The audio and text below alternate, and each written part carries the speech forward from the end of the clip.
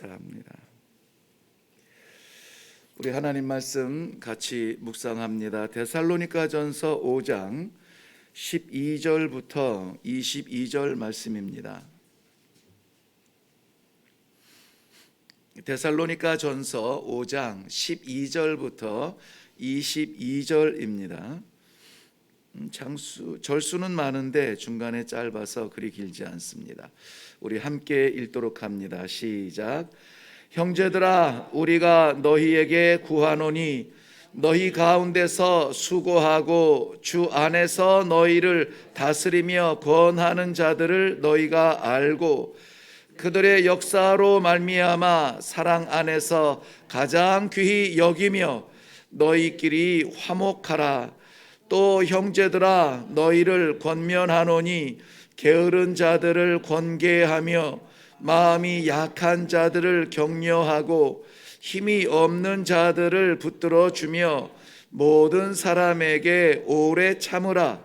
삼가 누가 누구에게든지 악으로 악을 갚지 말게 하고 서로 대하든지 모든 사람을 대하든지 항상 선을 따르라. 항상 기뻐하라. 쉬지 말고 기도하라. 범사에 감사하라는 이것이 그리스도 예수 안에서 너희를 향하신 하나님의 뜻이니라.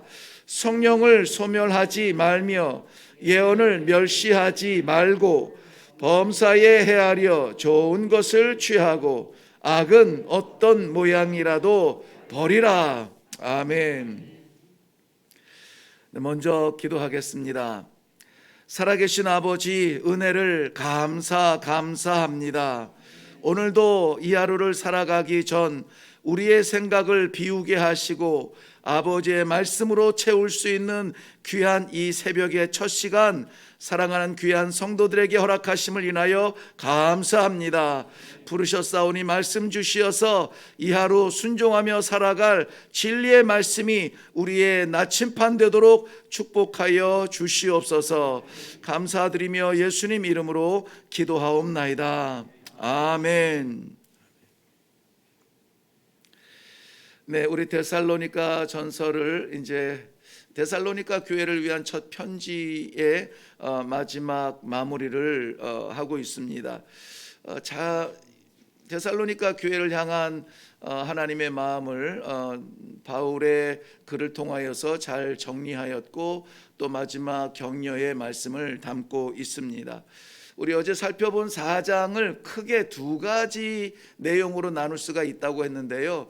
4장의 전반부는 성도의 삶에 대해서 권면하고 있었는데 왜 그 성도의 삶을 그렇게 살아야 되는가?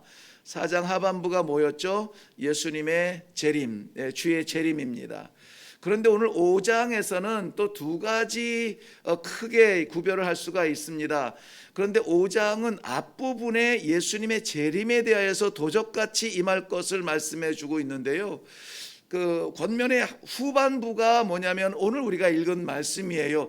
성도의 삶에 대해서 얘기해요. 그러니까는 4장은 성도의 삶, 주의 재림, 5장은 주의 재림, 성도의 삶. 크게 보면은 양쪽에 성도의 삶이 있고 가운데 주의 재림이 있습니다.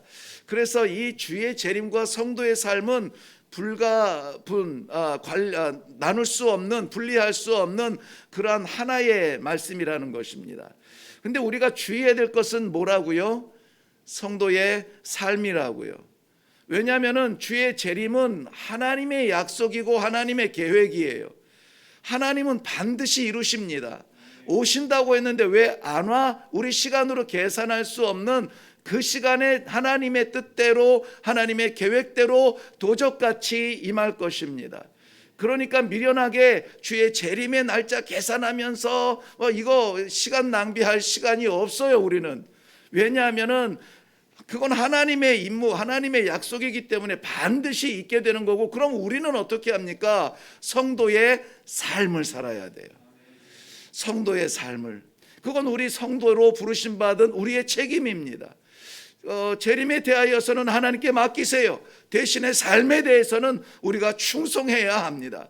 그렇다면은 언제 오시든지 우리는 아멘 주 예수여 오시옵소서 두 팔 벌려 주님 앞에 달려갈 수가 있습니다. 내일 오셔도 되고요, 오늘 오셔도 되고요, 내년에 와도 됩니다. 이것이 진정 이 주의 재림을 믿는 성도들의 마음가짐이고 삶이에요. 우리는 과연 그 믿음이 있을까요? 언제든지 주님 오시면 됩니다. 지금 오셔도 됩니다. 오늘 오셔도 됩니다. 어떡하죠? 내일 엄청난 계획을 가지고 있는데. 그렇지만은 늘 우리가 이 새벽에 묵상하는 것은 내일 일은 난 몰라요. 오늘 허락하셨사오니 오늘도 내게 이 심장에 이 뜨거움을 주시고 일어나 말씀을 받게 하셨으니 오늘 그저 맡기신 삶의 현장 파송하시는 자리마다 충성 다하는 것뿐입니다. 이것은 마치 우리가 쉽게 이해를 하면은 숙제 다한 아이와 같아요.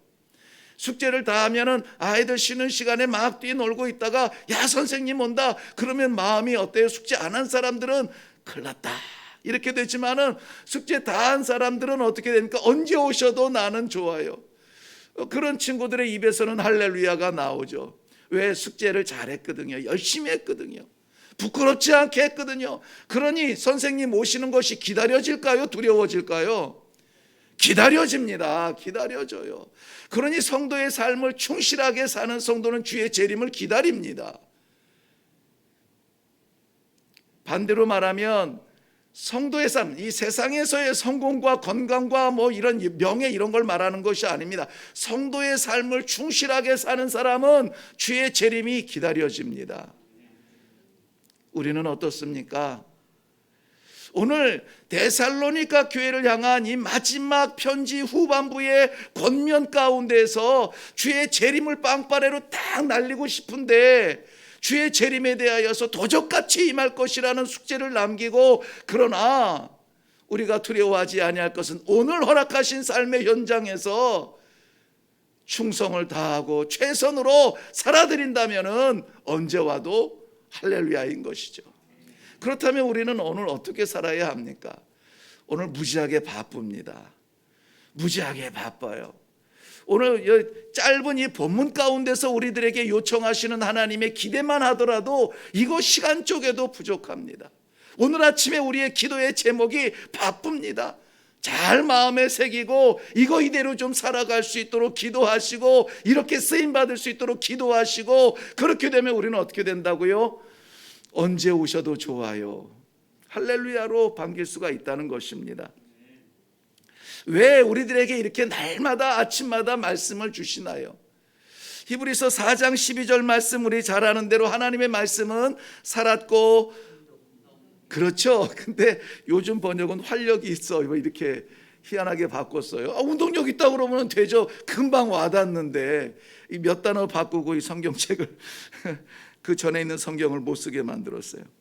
네, 하나님의 말씀은 살았고 활력이 있어 좌우의 날선 어떤 검보다도 예리하여 혼과 영과 및 관절과 골수를 찔러 쪼개기까지 하며 또 마음의 생각과 뜻을 감찰하시나니 들여다보시나니. 왜 그럴까요? 그거 한번 생각해 보셨어요? 왜 그렇게 찔러 쪼개기까지 날카롭고 예리한 말씀으로, 그래서 말씀 보는 게 두려워질 만큼. 왜 그럴까요? 왜 그 말씀을 주실까요? 왜 나를 이렇게 찔러 쪼개며 내 습관과 내 전통과 내 원함과 이런 것들을 들여다보시면서 부끄러운 거 다 내쫓으실까요? 우리가 히브리서 4장 12절만 봐서 그렇지 4장의 결론은 13장이거든요. 그 4장 13절이거든요. 13절을 이루기 위하여서 지금 12절 말씀을 주신 거예요. 왜 우리에게 날마다 말씀 주시냐면 13절은 이렇게 기록이 되어졌습니다. 지으신 것이 하나도 그 앞에 나타나지 않음이 없고 우리의 결산을 받으실 이의 눈앞에 만물이 벌거벗은 것 같이 드러나느니라. 주의 재림 하나님 앞에 갔을 때는 우리가 벌거벗은 것 같이 다 드러날 거예요. 그러니까 벌거벗었을 때 흠과 점이 드러나지 않도록 지금 잘라버리는 거예요. 그래서 하나님께서 지금 말씀을 주시는 거예요. 이렇게 살아라, 저렇게 살지 말아라. 말씀에 중요성이 거기 있습니다. 말씀 자체가 중요하기도 하지만 그 말씀을 주셔서 도대체 뭐 하시려고요? 우리의 부끄러움들, 죄악들을 자르고 쪼개서 그 앞에 섰을 때에 벌거벗은 자처럼 섰을 때에 부끄럽지 않게 하시는 겁니다. 그러므로 오늘 주시는 말씀도 우리의 삶을 감찰하고 억누르고 조정하는 것이 아니라 주의 재림의 날에 부끄럽지 않은 성도가 되게 하기 위해서 오늘도 주시는 말씀입니다. 그러면 우리는 어떻게 살아야 합니까? 성도의 삶 가운데 오늘 본문 우리가 같이 보았습니다. 12절 13절 내용을 보면은 먼저는 너희끼리 화목하라는 말씀으로 결론을 지어요. 너희끼리 화목하라. 화목하라는 말씀이야 당연히 우리 기독교의 하나님의 메시지죠. 성육신하신 예수 그리스도의 사명이었고 그것을 이루셨죠. 그러니까 화목해야만 되죠. 그런데 여기에 너희끼리라고 되어 있어요. 너희끼리는 누구끼리일까요? 데살로니가 교회 성도, 성도끼리 화목하라. 제가 이 말씀을 어떻게 나눠야 될까 생각을 했는데요. 분열의 자리에는 서지 마세요. 화목하게 하는 자리에 있으세요. 내가 이해가 안 돼도 일단 교회가 하나가 되고 화목되는 자리에 쓰임 받기를 바랍니다. 쓰임 받으시라고요. 구경하지 말고. 혹여라도 분리가 있고 분열이 있고 나눔이 있고 쪼개짐이 있는 그러한 광경이 보일지라도 구경하지 마시고 최소한 우리가 그것을 위하여서 무릎을 꿇고 기도하며 애절한 마음으로 우리가 이렇게 쪼개졌습니다. 교회가 쪼개졌는데 세상 쪼개지는 거 문제도 아니죠. 그렇기 때문에 교회가 쪼개지지 아니하도록 너희끼리 화목하라. 여기에는 우선 먼저가 되어 있겠죠. 그런데 그 화목의 방법 속에서는 교회 안에 우리 2절 읽어볼까요? 형제들아 우리가 너희에게 구하노니 너희 가운데서 수고하고 주 안에서 너희를 다스리며 권하는 자들을 너희가 알고 알다라는 것은 그냥 지식적으로 아는 것이 아닙니다. 관계 가운데서 아는 것입니다. 그들의 역사로 말미암아 사랑 안에서 가장 귀히 여기며 그랬습니다. 가장 귀히 여기며 우리 교회의 믿음의 공동체 가운데 믿음을 인도하실 만한 그런 어른들이라든지 그러한 장로님이라든지 그러한 집사님이라든지 어떤 그 공동체 속에서 믿음의 리더십들이 있습니다. 그들을 인정하고 그들을 받아들이고 그들을 이렇게 사람이요 분리가 되는 게 큰 문제로 분리되는 게 아닙니다. 사고 쳐서 분리되는 게 아니에요. 인정하지 않을 때 분리가 시작이 되어져요. 그를 인정하지 않으면 내 뜻이 먼저 나타나게 됩니다. 왜냐하면 한번 보실래요? 자, 우리가 한번 기도하고 이거 해봅시다 할 때 어떤 마음이 드냐면은 그거 한번 해봅시다. 오늘 말씀에도 나옵니다만은 합심하여서 마음을 합하여서 한번 힘있게 해봅시다 라고 될 때에 일이 되는 겁니다. 지금이 그거 할 때인가? 내가 지금 상황이 그렇지 않아. 뭐죠? 떨어져 나가기 시작합니다. 떨어져 나가기 시작하면은 화목할 수가 없어져요. 원인을 찾고 핑계를 찾고 도망갈 구석을 찾게 됩니다.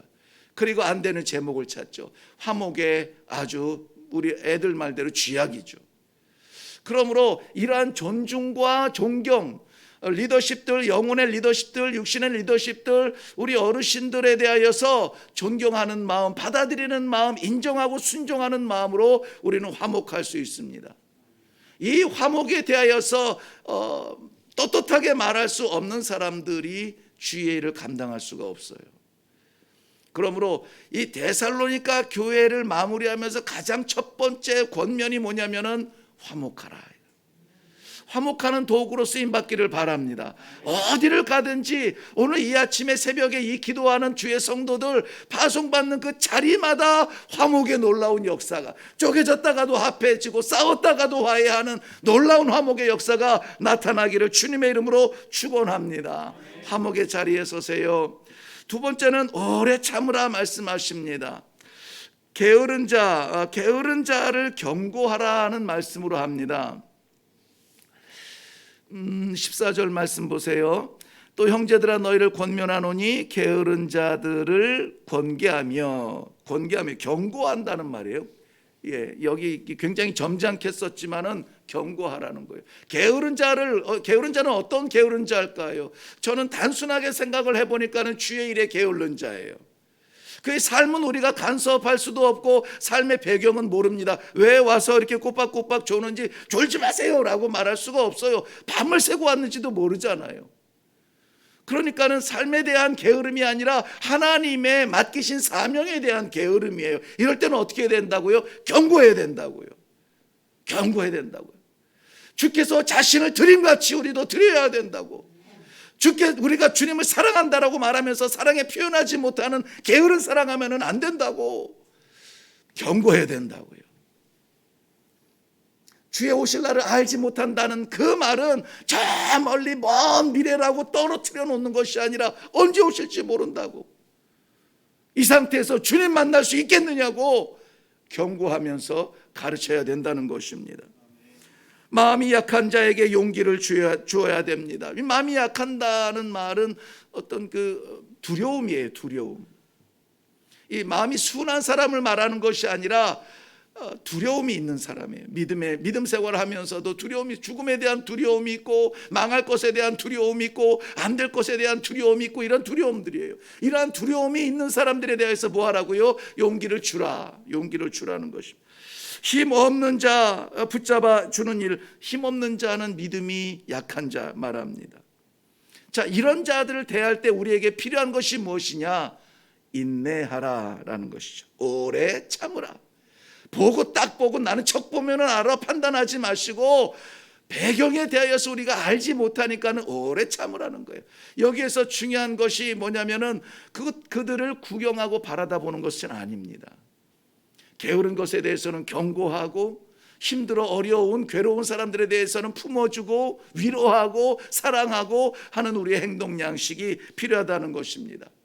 오늘도 우리의 쉬운 우리의 지성과 우리의 인성을 통하여서 딱 판단이 내려질 그 모든 일에 한 발자국 더 쉬고 한숨 더 쉬고 그리고 나서 오래 참음에 대한 그런 말을 할 수 있을 때에 우리가 결론을 내려도 늦지 않습니다. 당장에 답답하여도 당장에 끝난 것 같아도 참아 인내하며 도와주며 기다리는 그러한 삶을 사시기를 바랍니다. 그 다음에는 선을 따르라 그랬습니다. 선을 따르라. 선은 어떤 좋은 상태뿐만이 아니라 그 좋은 상태를 이루는 행동을 포함한 말입니다. 그 선을 뭐 하라고 합니까? 따르라고 말하고 있습니다. 하나님께서 귀한 선, 아름다움, 좋음에 대해서 이 굿네스라고 하는 건데요, 이 좋다라고 하는 것, 참 보기 좋다, 이렇게 됐으면 좋다 하는 하나님의 마음이 받아들여지게 된다면 그것을 따르라. 이 따르라는 말은 졸졸졸 따라가는 것이 아니라 쫓아가라는 거예요. 쫓아가라. 체이싱하라고요. 쫓아가라고요. 달려가라고. 선을 따르라는 말에는 그냥 선을 잘 인식하라는 말씀이 아닙니다. 힘써서 그 일을 이루기 위하여서 달려가는 모습을 포함하고 담고 있습니다. 그러므로 성도들이 게으를 수가 없습니다. 하나님께서 선한 마음을 주셨습니다. 이 일을 할 때 이것이 내 배를 채우고 내 명성을 높이고 이것을 위함이 아니라 이 일을 통하여서 아버지의 영광, 하나님을 붙들고 기도하는 사람의 삶의 아름다움을 보여주기를 원한다는 믿음이 확실하게 있으면은 달려가야 됩니다. 달려가야 돼요. 마지막으로 우리 너무나 잘 아는 말씀대로 항상 기뻐하고 쉬지 말고 기도하라. 범사에 감사하라. 이것은 하나님께서 우리를 향한 하나님의 뜻이니라. 이것이 하나님의 뜻이래요. 항상 기뻐하라. 오늘도 기쁨의 삶이 넘치기를 바랍니다. 주변에 좌우에 우리를 둘러싼 그러한 그림자들이 있을지라도, 어려움과 괴로움들이 있을지라도 우리에게 명령하신 것은 기뻐하라는 것입니다. 도대체 어떻게 기뻐할까요? 우리들에게는 기도의 무기가 있습니다. 제가 길지 않은 삶이지만은 이 짧은 신앙생활의 이 삶을 살면서 경험해 본 바에 의하면은 기도하시는 분들이 기뻐하고요, 기도하시는 분들이 감사가 넘쳐요.